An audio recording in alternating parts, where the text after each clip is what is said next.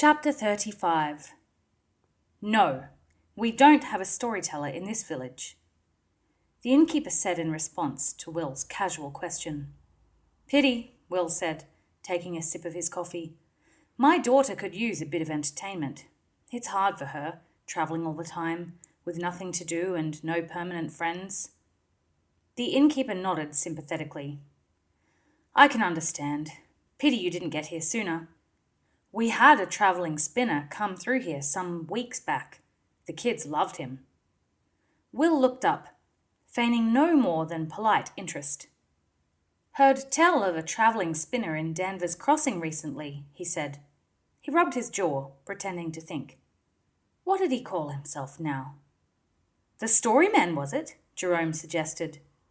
Will mentally slapped his forehead with his hand as he realised that Storyman was a name. That's him, he said. The Storyman, of course. Colourful type he was. Wore a bright blue cloak and scarlet shoes. The innkeeper frowned, remembering the man. Seemed a little odd, but I suppose that goes with the job. Odd? Will's interest was aroused, but he didn't show it. How do you mean? Jerome made a dismissive gesture. Oh, not in a bad way, just theatrical, I suppose. He wore bells on his wrists and ankles so you could hear him coming, and he acted out his stories with great enthusiasm, I'm told. You didn't see him at work? Jerome shook his head. He entertained the children. I remember giving my nephew a coin for him. He'd sit down with them by the pond on the village green and tell them stories. He grinned at the memory. Ghost stories, I think. I recall the children were often a bit pale when he'd finished. Well, children love a good scare now and again, Will said. When was he here, do you recall?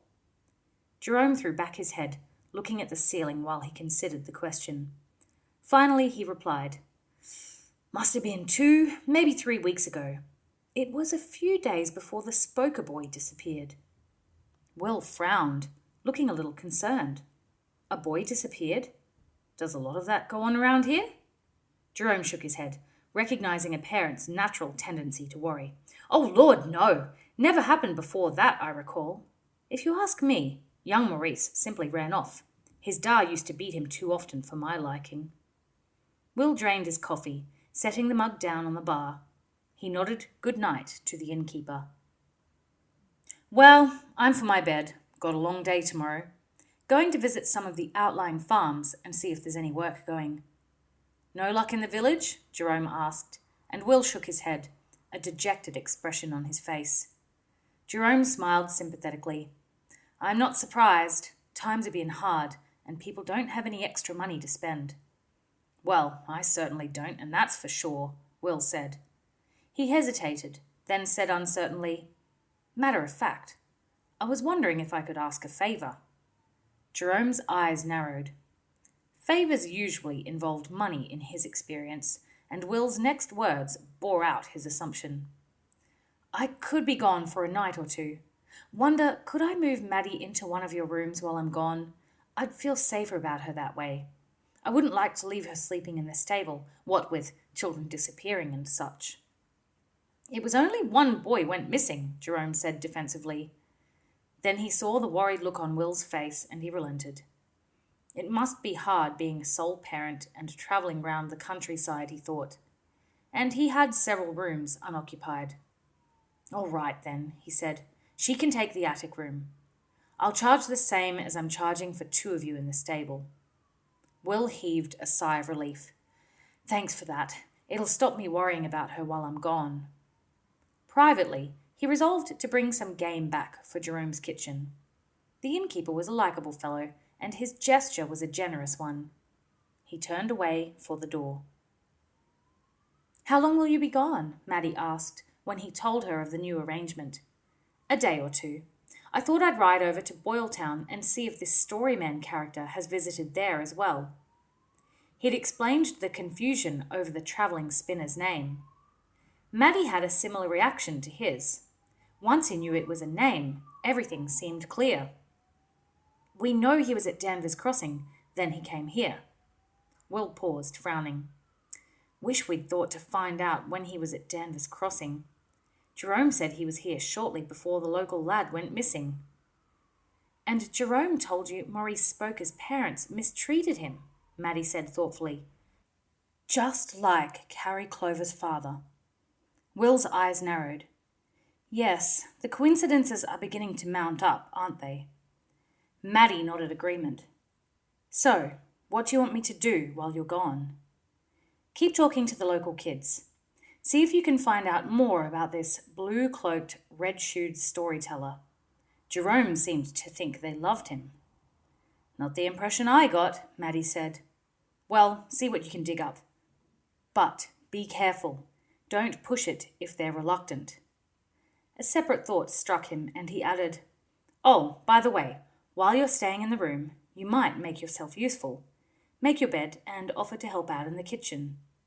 I'm not a good cook, Maddie pointed out. I was thinking that your efforts might lie more in the area of dishwashing, Will told her. Maddie recoiled in mock horror. I don't know if I'm trained for that.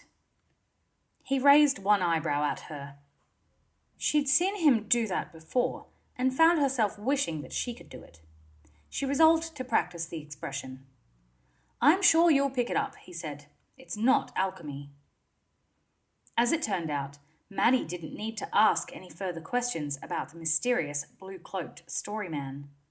She met the other children as arranged the following afternoon, and they sat on the grass as she showed them how to fashion their slings.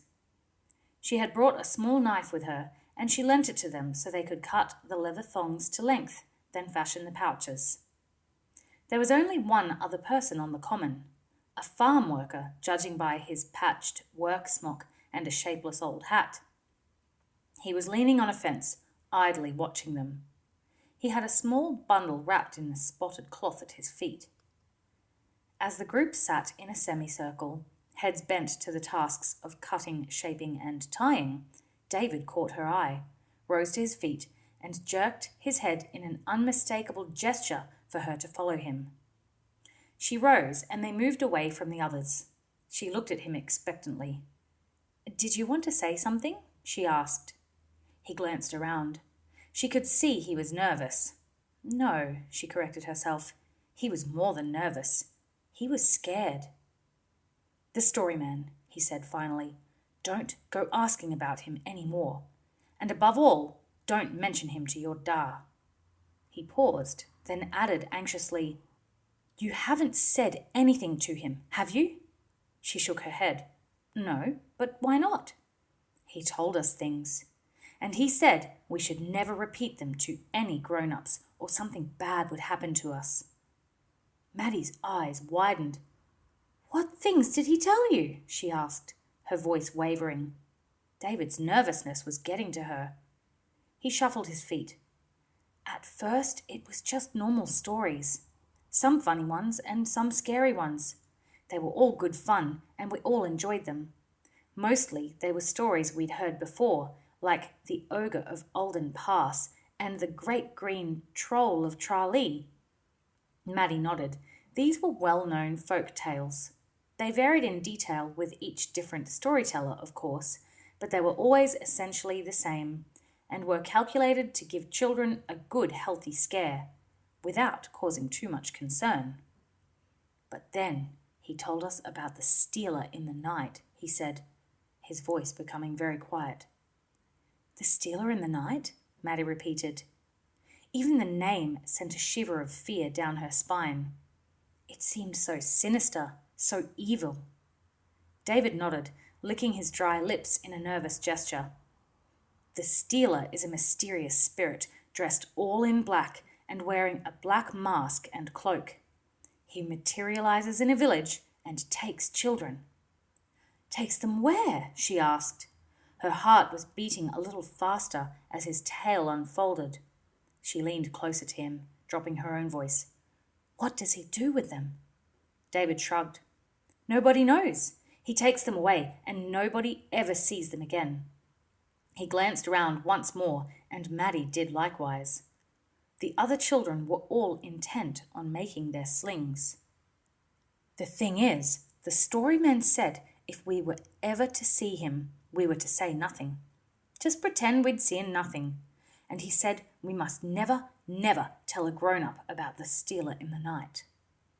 What would happen if you did? Maddie asked, her voice now barely above a whisper. If we did, he said the stealer would know, and he'd come after anyone who told. He'd come in the night and carry them off as well, and they'd never see their family again. There was a long silence between them. Both of them were wide-eyed.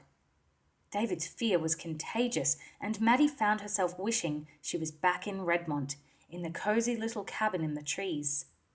She heard a slight noise and looked round nervously. The farm worker she had noticed earlier had left his position by the fence and moved closer to them. He was sitting on the grass, cutting thick slices from a piece of cheese he had taken from the bundle. He caught her eye, nodded, and smiled pleasantly as he ate some of the cheese. She wondered if he'd heard what they had been discussing. She decided he was probably too far away, but she lowered her voice anyway when she spoke again. "Do you think that's what happened to Maurice Spoker?" she said. David recoiled half a pace. Unaware of the nearby farm worker, he raised his voice in surprise. "How did you know about Maurice?" Maddie realized she'd made a mistake mentioning Maurice Spoker. She made a warning gesture for David to lower his voice again, glancing meaningfully at the nearby farm worker, and continued. "My da heard about him in the tavern. He told me about it. Said this boy called Maurice Spoker went missing, and to take care I didn't get about on my own after dark. Do you think he was taken by the stealer in the night?" David hesitated. Her explanation seemed to have satisfied him. Then he nodded slowly. "What else could it have been?" he said.